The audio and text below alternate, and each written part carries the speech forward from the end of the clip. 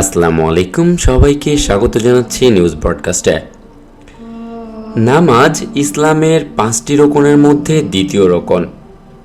নামাজ প্রতিটি প্রাপ্তবয়স্ক ও জ্ঞানসম্পন্ন নারী পুরুষ নির্বিশেষে প্রতিটি মুসলিমের জন্য ফরজ বা অবশ্যকরণীয়। পবিত্র কোরআনের 17টি আয়াতে বলা হয়েছে সালাত প্রতিষ্ঠা করো। চলুন জেনে নেওয়া যাক ফজরের নামাজ পড়ার কয়েকটি উপকারের কথা।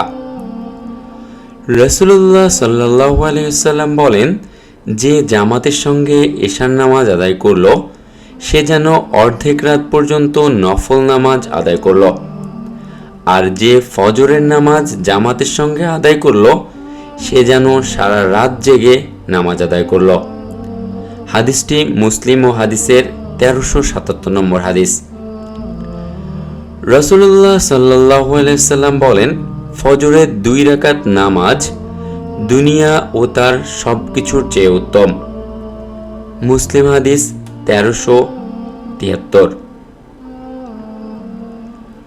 রাসূলুল্লাহ সাল্লাল্লাহু আলাইহি সাল্লাম বলেন, যে ফজরের নামাজ আদায় করল সে মহান আল্লাহর রক্ষণাবেক্ষণের অন্তর্ভুক্ত হল। মুসলিম হাদিস 1379। রাসূলুল্লাহ সাল্লাল্লাহু আলাইহি সাল্লাম আরও বলেন, সেই মানুষটি জাহান্নামে যাবে না যে সূর্যোদয়ের আগের এবং সূর্যাস্তের আগের অর্থাৎ ফজর ও আসরের নামাজ আদায় করে। মুসলিম হাদিস 1322। রাসূলুল্লাহ সাল্লাল্লাহু আলাইহি সাল্লাম বলেন, মুনাফিকদের জন্য ফজর ও এশার চেয়ে বেশি ভারী কোনো নামাজ নেই। এই 2 নামাজের ফজিলত তারা জানে না। তারা যদি জানতো তাহলে হামাগুড়ি দিয়ে হলেও তারা উপস্থিত হতো জামাতে। বুখারী ও হাদিস শরীফ 657। খলিফা হযরত উমর ইবনে খাত্তাব রাদিয়াল্লাহু তাআলা আনহুর বরাতে একটি হাদিস জানা যায়, রাসূলুল্লাহ সাল্লাল্লাহু আলাইহি সাল্লাম নাজদের দিকে এক অভিযানে একটি সেনাদল পাঠান। তারা প্রচুর গনিমতের সম্পদ অর্জন করে তাড়াতাড়ি ফিরে আসে। তাদের সঙ্গে যায়নি এমন একজন বলেন, অল্প সময়ের মধ্যে এত পরিমাণ ভালো গনিমত নিয়ে এদের চেয়ে তাড়াতাড়ি আর কোনো সেনাদলকে আমরা ফিরে আসতে দেখিনি। তখন রাসূলুল্লাহ সাল্লাল্লাহু আলাইহি সাল্লাম বলেন, আমি কি তোমাদেরকে এমন একটি দলের কথা বলবো না যারা এদের চেয়ে তাড়াতাড়ি উত্তম গনিমত নিয়ে ফিরে আসতে পারে? যারা ফজরের নামাজে জামাতে হাজির হয়, সূর্যোদয় পর্যন্ত বসে আল্লাহ তাআলার জিকির করতে থাকে, তারাই অল্প সময়ের মধ্যে উত্তম গনিমত সহ প্রত্যাবর্তনকারী। সুনানে তিরমিজি 3641 নম্বর হাদিস।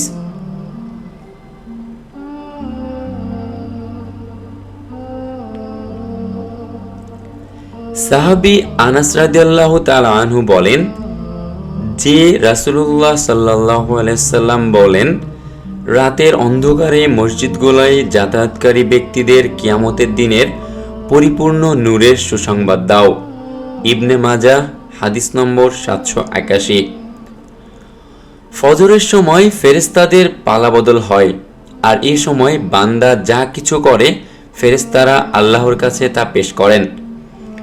এক হাদিসে আল্লাহর রাসূল সাল্লাল্লাহু আলাইহি সাল্লাম বিষয়টি চমৎকারভাবে তুলে ধরে বলেন, ফেরেশতারা পালাবদল করে তোমাদের মাঝে আগমন করে, একদল দিনে আর একদল রাতে। আসর ও ফজরের নামাজে উভয় দল একত্রিত হয়। তারপর তোমাদের মাঝে রাত যাপনকারী দলটি উঠে যায়। তখন তাদের প্রতিপালক তাদের জিজ্ঞাসা করেন, আমার বান্দাদের কোন অবস্থায় রেখে এলে, অথচ তিনি তাদের ব্যাপারে সর্বাধিক অবগত? জবাবে তারা বলেন, আমরা তাদের নামাজে রেখে এসেছি, আর আমরা যখন তাদের কাছে গিয়েছিলাম তখনও তারা নামাজরত ছিলেন। বুখারী শরীফ হাদিস নম্বর 555।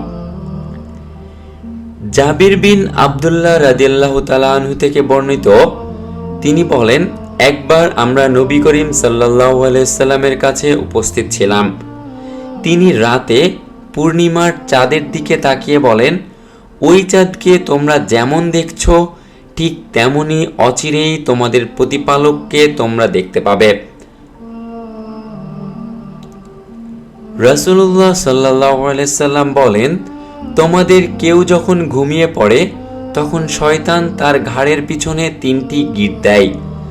প্রতি গিঁটে সে এ বলে চাপড়ায়, তোমার সামনে রয়েছে দীর্ঘ রাত, অতএব তুমি শুয়ে থাকো। তারপর সে যদি জেগে আল্লাহকে স্মরণ করে তাহলে একটি গিঁট খুলে যায়, অজু করলে আরেকটি গিঁট খুলে যায়, তারপর নামাজ পড়লে আরও একটি গিঁট খুলে যায়। তখন তার প্রভাত হয় উৎফুল্ল মনে ও অনাবিল চিত্তে। না হলে সে সকালে ওঠে কলুষ কালিমা ও আলস্য নিয়ে।